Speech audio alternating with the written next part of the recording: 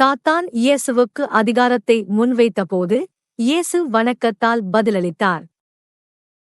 இயேசு வனாந்தரத்தில் சோதிக்கப்பட்டிருந்தார். ஆனால் சாத்தானின் வாக்குறுதிகளுக்கு அவர் தலைவணங்கவில்லை. பின்னர் இயேசு, என்னை விட்டு அகன்று போ, சாத்தானே, என்றார். இருளோடு அவர் சமரசம் செய்யவில்லை.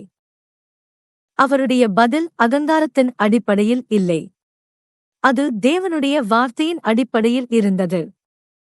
இயேசு இந்த மகத்தான சத்தியத்தை அறிவித்தார், உன் தேவனாகிய கர்த்தரை வணங்கி அவருக்கே மட்டும் சேவை செய்ய வேண்டும்.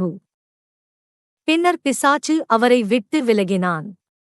சோதனையின் வல்லமை தேவனுடைய குமாரனை மேற்கொள்ள முடியவில்லை.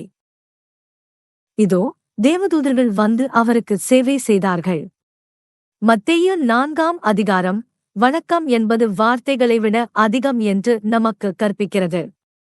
ஒவ்வொரு சோதனைக்கும் மேலாக தேவனைத் தேர்ந்தெடுப்பதன் மூலம் நாம் அவரை வணங்குகிறோம்.